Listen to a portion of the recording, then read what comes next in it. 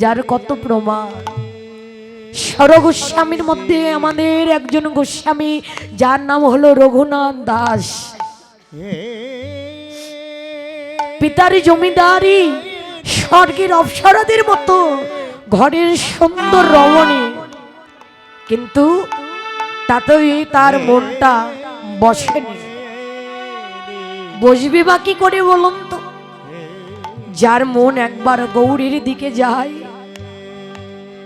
তার কি মন আর অন্য কোনো জায়গায় যায় বলুন তো? পিতার জমিদারি, স্বর্গের সুন্দরীদের মতো ঘরের রমণী সব কিছু ফেলে রেখে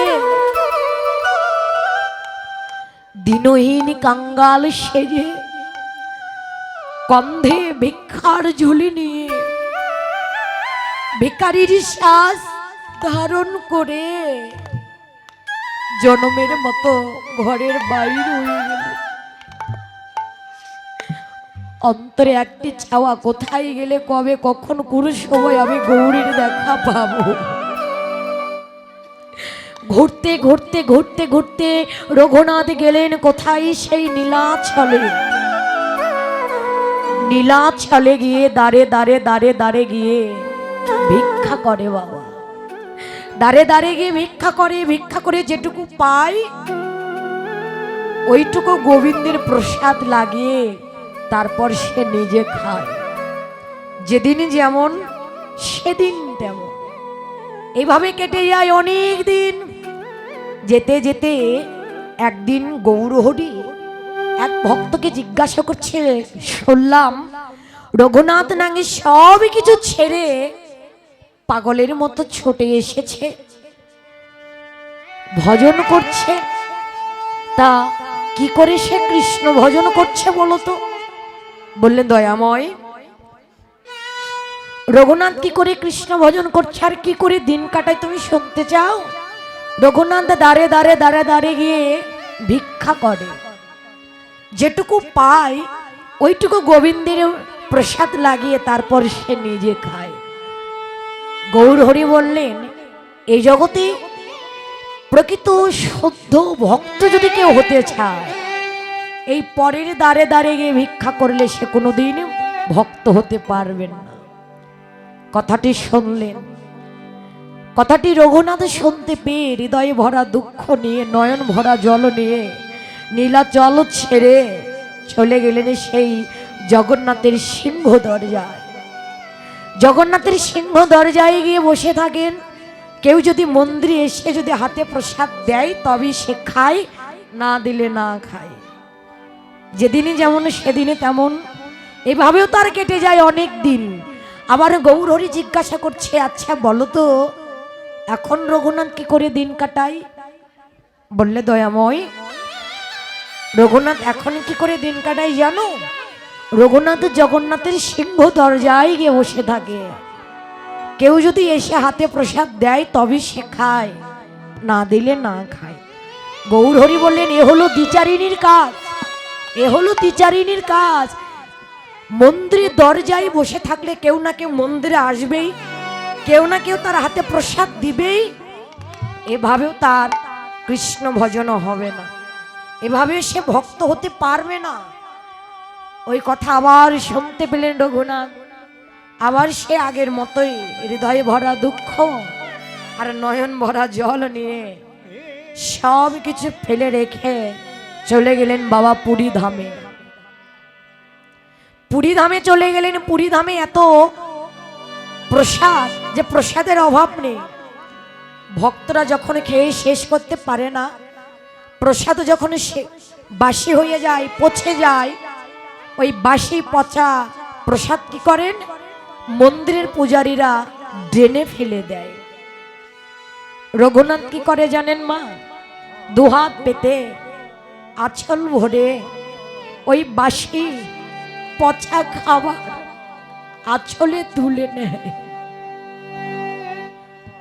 একটা জিনিস লক্ষ্য করবেন মা, একটি বাসি পচা খাবারও যখন ধোয়া হয়, ধুয়ে ধুয়ে কি বের হয় বলুন তো? এক মুষ্ঠ মাছ, এক মুষ্ঠ মাঝে ছাড়া কি কোনো কিছু বের হয়? কিচ্ছু কিন্তু বের হয় না। রঘুনাথ দুহাত পেতে আঁচল ভরে ওই বাসি পচা খাবার আঁচলে তুলে নিয়ে ধুয়ে ধুয়ে ধুয়ে ধুয়ে যখন মাঝিটুকু বের হয়, ওই মাঝিটুকু হাতে নিয়ে প্রভুকে মনে মনে স্মরণ করে বলে, দয়াময়, ও দয়াময়, তুমি প্রমাণ করে দিলে সত্যই তুমি ভক্তের অধীন ভগবান। তুমি প্রমাণ করে দিলে তোমায় ভালোবেসে এই জগতে কোনো ভক্ত অভক্ত থাকে না দয়াময়। তোমায় যারা মন প্রাণ সঁপে দিয়ে ভালোবাসে তার জন্য কোনো না কোনো জায়গায় তুমি কিছু না কিছু রেখে দাও প্রভু। ও দয়াময়, তুমি আমার জন্য এমন মহাপ্রসাদ, এমন যে অমৃত রেখে দিবে আমি তো কোনোদিনই কল্পনাও করিনি প্রভু। তুমি যে আমার জন্য এমন মহাপ্রসাদ, এমন অমৃত যে আমার জন্য তুমি রেখে দিয়েছো, এ তো আমি কখনো কল্পনা করতেও পারিনি দয়াময়। রঘুনাথ গৌর হরিকে স্মরণ করে প্রভুকে অর্পণ করে দিয়ে ওই মাঝিটুকু মুখে দেয়। এভাবে তার অনেক দিন কেটে যায়। যেতে যেতে যেতে যেলেন, নিজের চোখে দেখলেই যদি বেশি আনন্দ হয় তাহলে আমি আমার নিজের চোখেই দেখব যে রঘুনাথ কি করে কৃষ্ণ ভজন করে আর কি করে এখন দিন কাটায়। গৌর হরি আর দেরি করলেন না, গেলেন সেই পুরীধামে। পুরীধামে গিয়ে দূরে দাঁড়িয়ে আছেন আর রঘুনাথ সে আগের মতো করে আঁচল পেতে ড্রেনে বসে আছেন। গৌর হরি মনে মনে ভাবলেন যে রঘুনাথ কেন আঁচল পেতে ড্রেনে বসে আছে? ওই ড্রেন দিয়ে তো বাসি পচা খাবার ফেলে দেওয়া হয়, দেখি সে কি করে। কিছুক্ষণ পর মন্দিরের পূজারীরা সেই আগের মতো করে বাবা বাসি পচা খাবারগুলো ড্রেনে ফেলে দিচ্ছেন। রঘুনাথ আগের মতো করে বাসি পচা খাবারগুলো আঁচলে তুলে নিয়ে ধুয়ে ধুয়ে ধুয়ে ধুয়ে যখন মাঝিটুকু বের হলো, একবার মুখে দিয়েছেন, দুবার মুখে দিয়েছেন, কিন্তু তিনবার যখন মুখে দিতে গেছেন গৌর হরি রঘুনাথের এই ভজন দেখে, রঘুনাথের এই ত্যাগ দেখে নিজেকে আর আটকাতে পারলেন না। চিৎকার করে কেঁদে উঠে রঘুনাথকে ডাকছে, রঘুনাথ, রঘুনাথ দাঁড়াও, রঘুনাথ দাঁড়াও, ওই মহাপ্রসাদ থেকে তুমি আমায় বঞ্চিত করো না রঘুনাথ, ওই মহাপ্রসাদ আমায় একটু দাও রঘুনাথ, ওখান থেকে তুমি আমায় বঞ্চিত করো না। রঘুনাথের এই ভজন দেখে গৌর হরি আর নিজেকে আটকাতে পারলেন না। গৌর হরি চিৎকার শুনতে পেয়ে রঘুনাথের হাত থেকে সমস্ত প্রসাদ পড়ে গেলেন। পিছন দিকে তাকিয়ে দেখেন গৌর হরি দৌড়ে গিয়ে আছাড় গিয়ে গৌর হরির চরণ দুখানি বুকে জড়িয়ে ধরেছে। গৌর হরির চরণ দুখানি বুকে জড়িয়ে ধরে, দয়াময়, এতদিন পর তুমি আমায় দেখা দিলে প্রভু, এতদিন পর তুমি আমায় দেখা দিলে দয়াময়। ও দয়াময়, একটি কথা বলো তো, এতদিন পর যখন তুমি আমায় দেখা দিলে একটি কথা বলো গো প্রভু। তোমার কৃপা পাওয়ার মতো কি আমার কোনো যোগ্যতা হয়েছে দয়াময়? তোমার চরণ পাওয়ার মতো কি এ জীবনে আমি কিঞ্চিত কোনো যোগ্যতা অর্জন করতে পেরেছি? তুমি যখন এতদিন পর দেখা দিলে কথাটা বলো না দয়াময়। গৌর হরি রঘুনাথকে তুলে নিয়ে বুকে জড়িয়ে ধরলেন। জড়িয়ে ধরে বলে, রঘুনাথ, তোমার স্থান তো আমার চরণে নয়, তোমার স্থান হলো আমার এই হৃদয়ে। এসো, তুমি আমার এই হৃদয়ে এসো।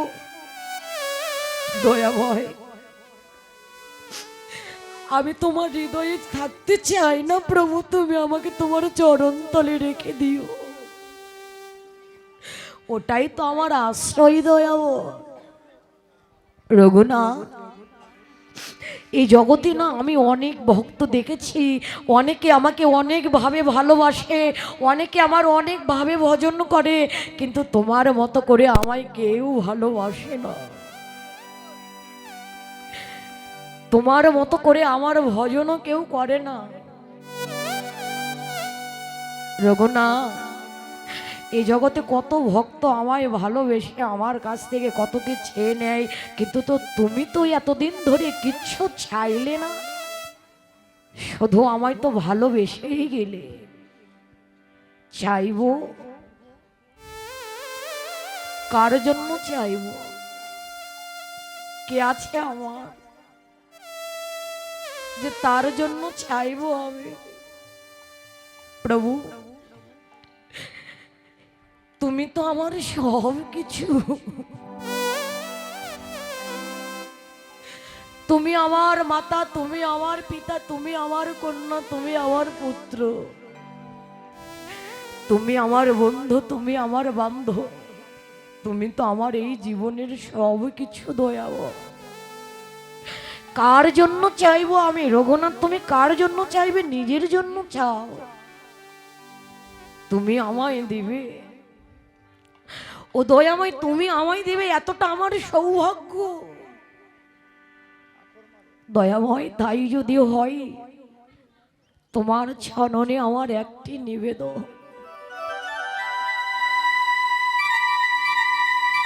আজ আমি তোমার দেখা পেয়েছি, তোমার দেখা আমি আমার এই জীবনে আর পাবো কিনা বলতে তো পারি না দয়াময়। তাই আজ আমি তোমায় বলে যাই, প্রভু, আমার জীবনে যেদিন অন্তিম কাল আসবে দয়াময়,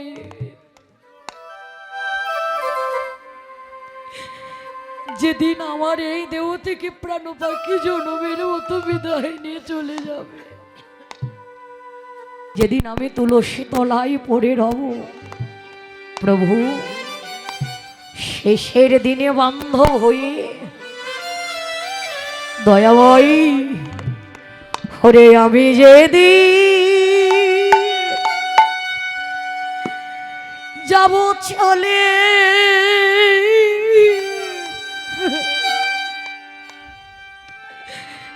তোমাদের ছাড়িয়া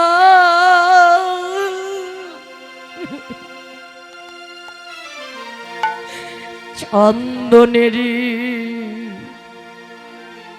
ফোটায় আমার দিও পড়াইয়া,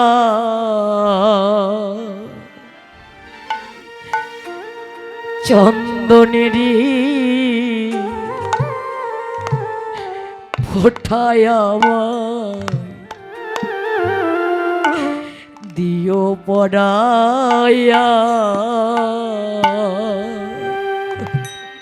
ওরে আমি যেদিন যাব চলে তোমাদের ছাড়িয়া,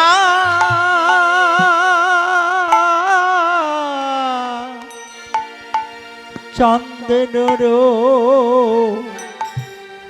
ফোটায় আমার দিও পরায়া,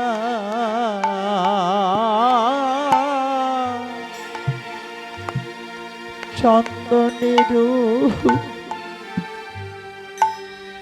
ফোটায় আমার দিও পরায়া। আমি যেদিন যাব চলে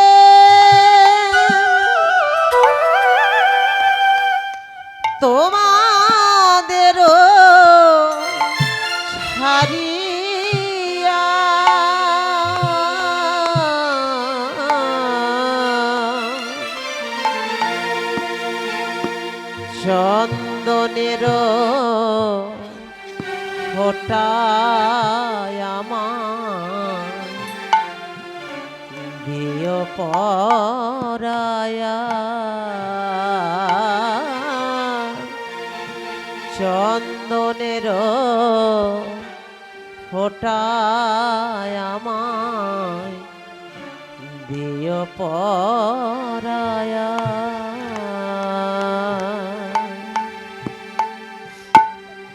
তখনও তোমরা যতই দেখো না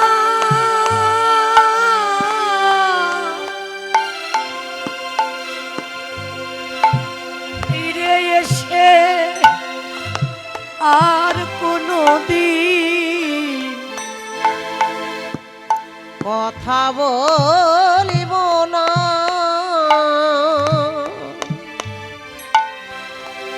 তখন তোমরা যতই ডাকো না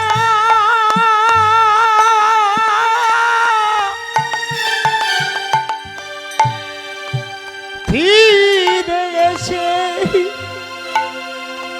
আর কোনো দিন কথা বলবো না।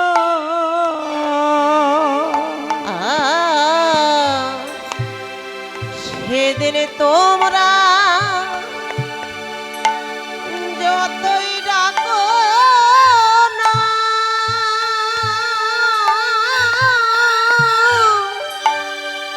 ফিরে এসে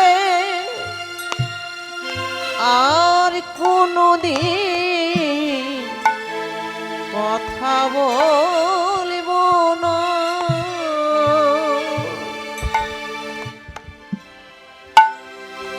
সব কিছু তোর রবে পড়ে সব কিছু তো রবে পড়ে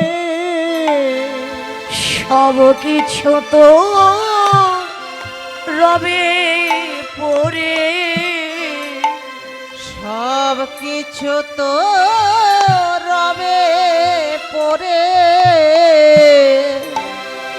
দেখিব না আর ছাইয়া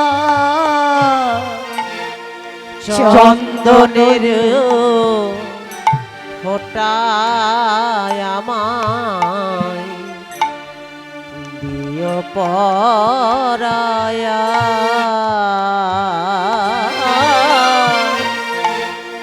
চন্দনের ফোঁটায় আমায় দিও পরায়া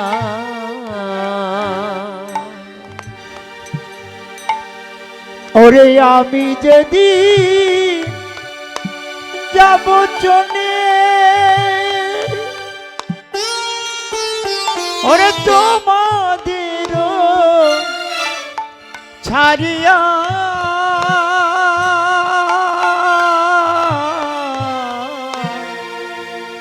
চন্দনেরি ফোঁটায় আমার দিও পরায়া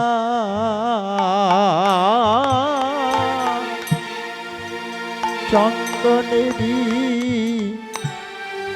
ফোঁটায় আমার দিও পরায়া পুত্র কন্যা সোনার গহনা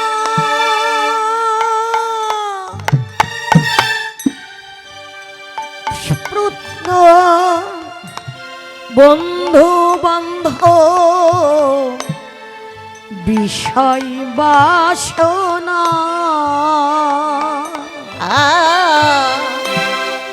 পুত্র কন্যা সোনারি গহনা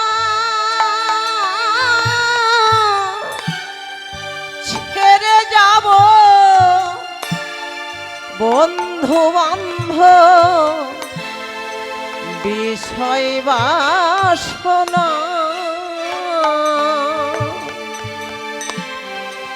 পুত্র কন্যা নিতাই সোনার হরি ও হরি ও।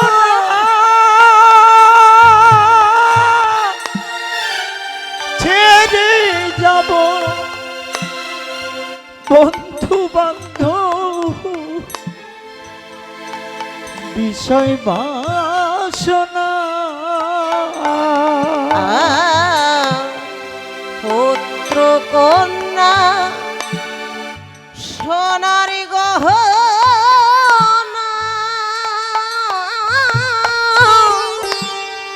ছেড়ে যাব বন্ধু বান্ধব বিষয় বাসনা ফুল বিছনা ঘরে থুয়া ফুল বিছানা ঘরে থুয়া রে ফুল বিছানা ঘরে থুয়া শ্মশানে থাকিব শ্মশান ঘাটে ঘাটে শুয়া শুয়া চন্দনের ফোটায় আমার দিয় পরায়া চন্দনের ফোটায় আমার দিয় পরায়া ও দয়াময়, তোমার কাছে আমার এই ছাড়া আর চাইবার মতো কিচ্ছু নেই দয়াময়। শেষের দিনে বান্ধব হয়ে তুমি নিজের হাতে আমায় চন্দনের ফোঁটা পরাইয়ে দিয়ে দয়াময়। শেষের দিনের বান্ধব হয়ে তুমি আমায় তোমার কাঁধে করে নিয়ে গিয়ে ওই শ্মশান ঘাটে তুমি নিয়ে গিয়ে প্রভু, তোমার কাছে আমার একটি নিবেদন, হে দয়াময়, তুমি তোমার সেদিন দিও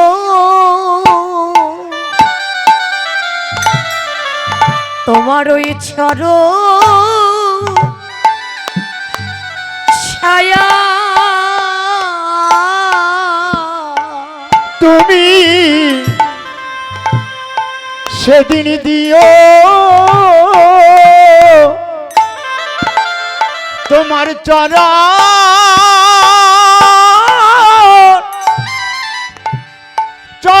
ছায়া। তুমি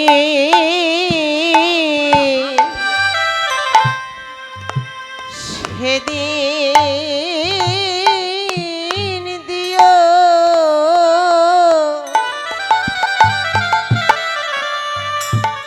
তোমার চরণ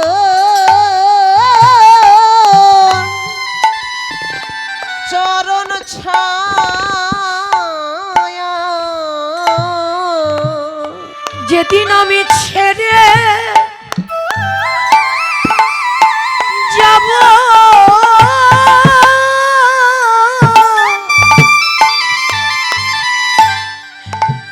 এইভাবে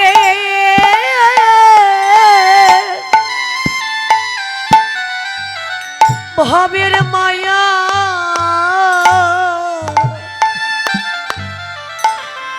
প্রভু সেদিন দিও তোমার ওই চরণ ছায়া। ওই আমি ছেড়ে হরি বল। ছেড়ে যাব এইভাবে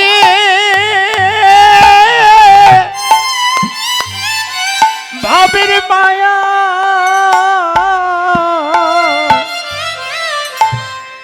তুমি সেদিন দিও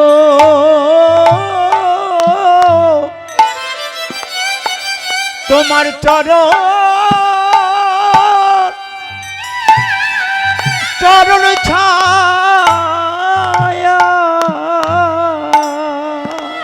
ও যেদিন ছেড়ে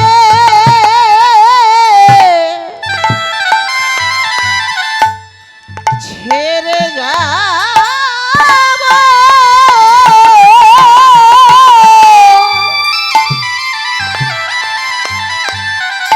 এই ভবে মায়া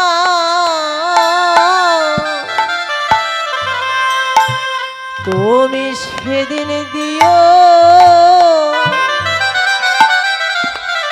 তোমার চরণ ছায়া ও যেদিন ছেড়ে যাব ভবের মায়া তুমি সেদিন দিও তোমার চরণ ছায়া ভবের মায়া সেদিনই দিও চরণ ছায়া ছেড়ে যাব ভবের মায়া তুই সেদিন দিও তোমার চরণ ছায়া হরি নামের খেলা খেলছেন খেলা খেলতে খেলতে গৌরের আর খেলা ভালো লাগছে না। ভালো লাগবে কি করে বলুন তো, যে সন্তানের মা ছাড়া জগতে আপন বান্ধব কেউ নেই। যতই প্রিয় বন্ধু বান্ধবের সঙ্গে খেলা খেলুক না কেন, গর্ভধারিণী মায়ের কথা যদি একবার মনে পড়ে যায়, তার আর খেলাধুলা ভালো লাগে না। নিতাইয়ের কাছে গিয়ে বলে, ও দাদা, সেই সকালবেলা আমি আমার দুঃখিনী মায়ের বদন দেখেছি, মায়ের বদন না দেখে আমার আর খেলা ভালো লাগছে না। চলো না দাদা ঘরে ফিরে যাই। সচি মাতা দরজায় দাঁড়িয়ে পথের দিকে চেয়ে আছেন আর ডাকছেন, নিমা একবারে ফিরে আয় রে বাবা। এখনো কি এই দক্ষিণী মায়ের কথা তোর মনে পড়ে না? নিমাই, যাবার সময় বলে গেলি, মা তুমি আমায় সাজিয়ে দাও, আমি সকাল সকালে যাব, সকাল সকাল ফিরে আসবো। কিন্তু নিমাই, সকাল সকাল বলতে বলতে বেলা যে ডুবু ডুবু ভাব রে আমার প্রাণের নিমাই। এলি না খেবা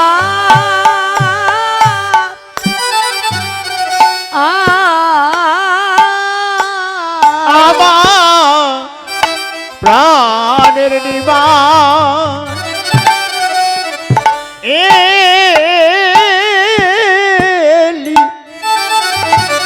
এলি না কিবা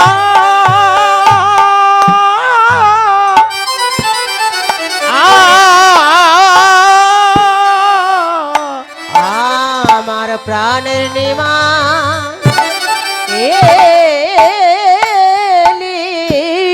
আমার কৃষ্ণ বলা সুখ পাখিটি প্রাণের নিমা এলি আমার ওরে কৃষ্ণ বলা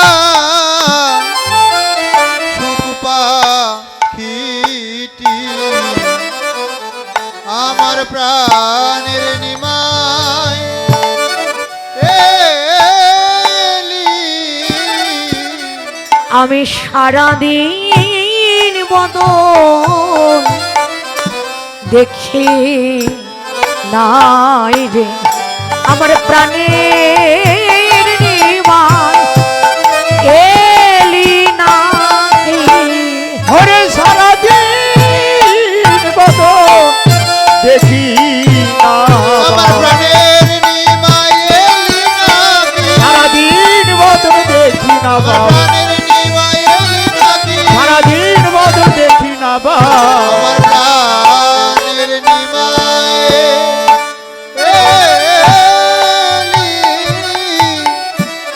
এলি। এলি নাকি মা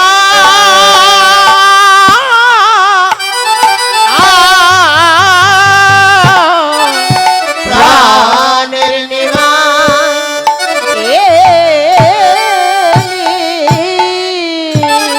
ভক্তদেরকে সঙ্গে নিয়ে আমার গৌরাঙ্গ মহাপ্রভু সচী মাতার গৃহে চলে এলেন। সচী মাতার গৃহে এসে এবার মায়ের চরণে প্রণাম করলেন। দিনই অবসান দেখি গৃহেতে চলিলা, আর দিন অবসান দেখি গৃহেতে চলি না। আর দিন অবসান দেখি গৃহেতে চলিলা, জননী চরণে আসি প্রণাম করিলা। আর জননীর চরণে আসি প্রণাম করিলা। আর জননীর চরণে আসি প্রণাম করিলা। ধুলায় ধূসর অঙ্গ গদ গদ ভাব, আর ধুলায় ধূসর অঙ্গ গদ গদ ভাব। এ রাধা মোহন পদ করত হিয়া। আর রাধা মোহন পদ করত হিয়া। আর রাধা মোহন পদ করত হিয়া।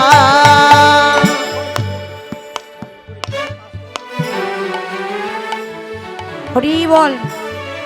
আমার ভক্ত দাদা ভাই বললেন জয়শীল সামনে পরীক্ষা, তার আশীর্বাদ করবেন। আমি আশীর্বাদ করি ভালো ভালো পরীক্ষা যেন দিতে পারে, ভালোভাবে যেন পাশ করতে পারেন। তিনি পাশ করলে এই ভক্ত সেবার জন্য কিছু দান করবেন। যাই হোক, আমাকে অনেকেই দান করেছেন। আশীর্বাদ করি ভগবান যেন সকলের মঙ্গল করেন, সকলকে যেন সুস্থ রাখেন। সবাই যেমন করে ভক্তের সঙ্গ করছেন এভাবে সারাটা জীবন যেন ভক্তের সঙ্গ করতে পারেন, ভক্তের চরণ ধুলি যেন অঙ্গে মাখতে পারেন। সবাই রাধা গোবিন্দের যেগুলো জয়ের ধ্বনি দিয়ে একটা আশীর্বাদ করি। জয় জয় রাধা কৃষ্ণ। রাধা কৃষ্ণ প্রীতি প্রেমানন্দে হরি হরি বল।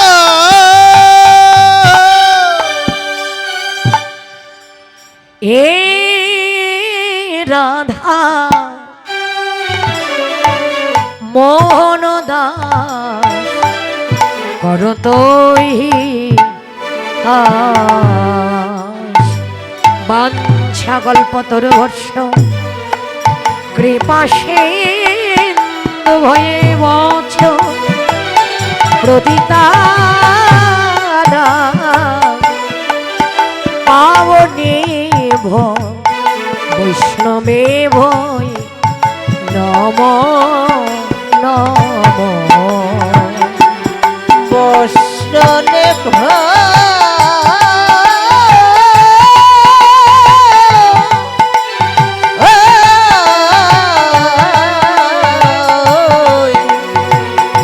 বৈষ্ণবে ভয় নম তাই গৌর হরিবল। যাই হোক, আমার ভক্ত বাবু অনেক একজন ভালো মানুষ, একজন ভক্ত মানুষ, বাবা এবং মা তারা যুগলে বসে ভগবানের লীলা কথা শ্রবণ করছেন। ভগবানের কাছে প্রার্থনা জানাই, আশীর্বাদ করি যেমন করে যুগল হয়ে ভক্তের সঙ্গ করছেন এমনিভাবে যুগল চরণও যেন তারা ভজন করতে পারেন, যুগল চরণের যেন তারা যুগল হয়ে দাস হয়ে যায়, ওই চরণও যেন তারা লাভ করতে পারেন। এবং তাদের দুই ছেলে বিদেশে আছেন, আশীর্বাদ করবেন যেমন ভালো ভালো বিদেশে গেছেন, ভালো ভালো করে যেন আবার বিদেশ থেকে মায়ের কোলে মায়ের সন্তান যেন ফিরে আসতে পারেন। নিতাই গৌর হরি বল। হরি বল। আর আজকে এই বৈষ্ণী রথখেলা মন্দিরে আমি এই বছর দিয়ে 3 বছর আপনাদের মতো বৈষ্ণব ভক্তের সঙ্গ পেয়েছি। এটাই আমার প্রথম না, গত বছরে এসেছি, তার পরের বছরও এসেছি। যাই হোক, আমার কমিটি দাদা ভাইয়েরা, স্বপন মণ্ডল, আরও অনেক